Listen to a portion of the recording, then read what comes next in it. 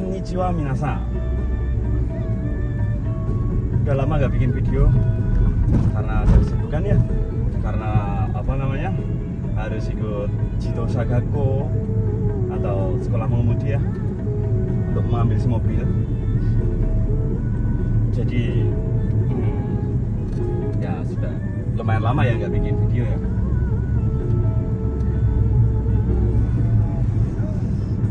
Jadi kemarin ada yang bertanya di komentar tuh, apa namanya, cara membuat SIM yang sepeda motor yang 125 cc. Jadi kalau untuk sepeda motor ada banyak ya tipenya, dari 50 cc sampai yang motor gede yang Genshiki 50 cc, yang apa namanya Kogata Futsuning itu 125 cc maksimal. Terus ada yang Chugata yang sedang itu maksimal 400 cc, sama yang Ogata itu 400 cc ke atas ya. Jadi untuk mengambil yang 125 cc untuk yang menukar dari SIM Indo ke SIM Jepang itu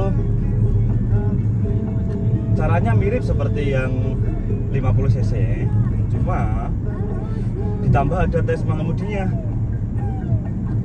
Jadi untuk apa namanya, soal kita juga harus mengerjakan soal tertulis itu 10 soal, dan tes mengemudinya itu cuma melewati 3 rintangan, yaitu letter S, terus kurangku itu tikungan tajam, sama yang Ipponbashi itu yang kayak jalan setapak gitu, lewat di atas papan, dan harus apa namanya, berapa paling selambat-lambatnya gitu ya. Seharusnya ya, cuma karena apa namanya perubahan dari SIM Indonesia ke SIM Jepang nggak butuh waktu berapa lambat gitu, nggak butuh ya.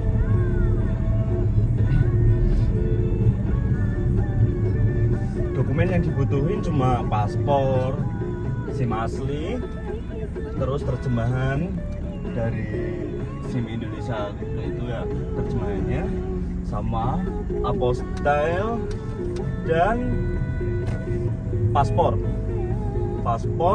SIM asli, terjemahan sama apostille, itu doang. Terus untuk yoyaku apa namanya, membuat pesen itu ya, kita harus pesen dulu dari apa gitu ya, mau irikai gitu kalau di Aichi-ken seperti itu. Jadi kalau untuk apa namanya, terus untuk yang sudah mempunyai Genshiki yang dulu pernah bikin, itu nggak perlu bawa apa-apa lagi, cuma bawa terjemahan SIM Indonesia, paspor, sama SIM Jepang yang itu 50 cc. Seperti itu aja. Yang 125 cc itu gampang. Cuma ya itu sih untuk tes mengemudinya banyak kayak apa namanya, harus banyak sering-sering kakuning gitu-gitu. Kakuning itu tengok kanan kiri ketika melewati seperti ini, ada zebra cross gini ya, itu harus tengok kanan kiri juga. Sebisa mungkin menengok sampai 90 derajat gitu ya. Jadi kelihatan itu yang apa namanya, pengetesnya, pengujinya, jadi bisa tahu kalau kita itu benar-benar kakuning atau tengok. Terus kalau ada, biasanya di Jepang itu ada kayak apa namanya, cermin ya, di setiap tikungan yang kanan kirinya nggak kelihatan itu biasanya dikasih cermin. Itu kita harus kakuning juga itu ke cerminnya.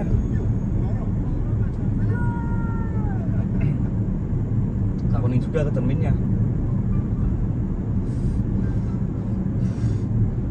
Terus apa lagi ya, itu aja sih sepertinya ya, nggak ribet. Cuma ya itu kakuningnya yang harus bener, karena sangat banyak kakuningnya, apa namanya, mengurangi poin sangat banyak tuh kalau nggak bener-bener gitu dilakuin kakuningnya.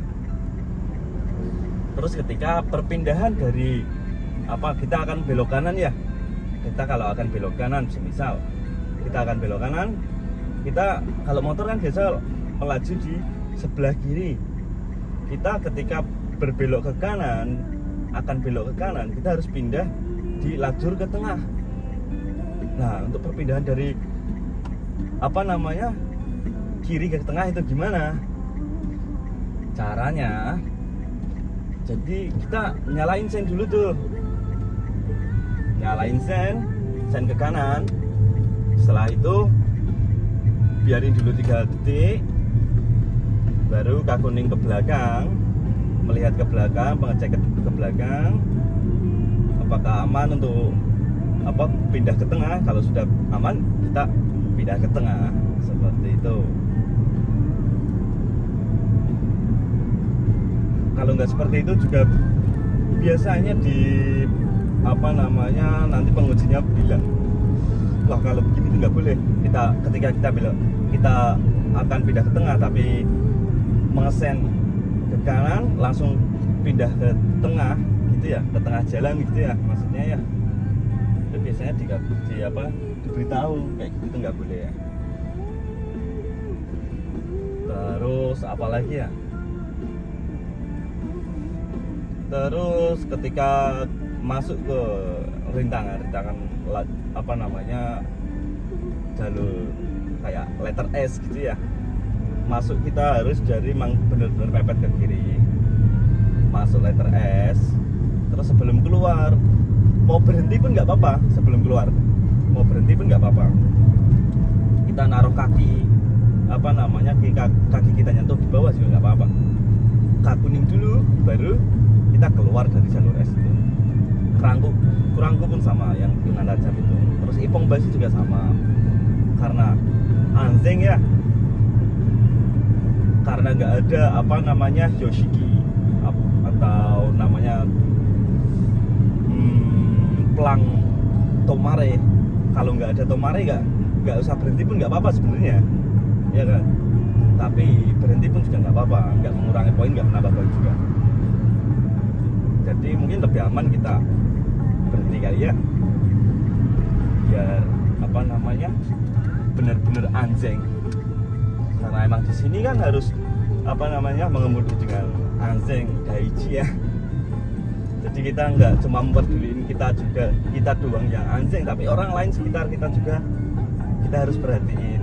Misal orang lain ceroboh, kalau kita melihat, kita bisa antisipasi dong, ya kan? Nalarnya di Jepang seperti itu. Kita pun misal nih, kita udah anjing nih, udah bener-bener menyetir dengan aman. Cuma kalau ada orang lain ceroboh kan kita celaka juga ya. Jadi kita dibikin mikir sama peraturan Jepang yang seperti itu, biar ketika ada orang lain ceroboh nggak terjadi kecelakaan gitu. Meskipun ada banyak kecelakaan juga sih ya, kan sebisa mungkin kita nggak kecelakaan ya, amit-amit ya. Jadi seperti itu untuk pengambilan SIM 125cc ya. 400cc juga sama, cuma bedanya di rintangannya aja bertambah. Terus yang 400cc ke atas juga sama, rintangannya aja yang bertambah. Kalau untuk soal tertulisnya sama, cuma 10 soal. Kalau untuk lirika ya seperti itu. Oke, kalau ada pertanyaan lagi tentang SIM, boleh di komen, nanti kita lanjut lagi jawab ya. Atau besok kita akan lihat mungkin keliling-keliling sekitaran Jepang atau sekitaran tempat tinggal saya ya. Ya oke, cukup kita cukupi dulu ya. Assalamualaikum, terima kasih sudah menonton. Bye bye.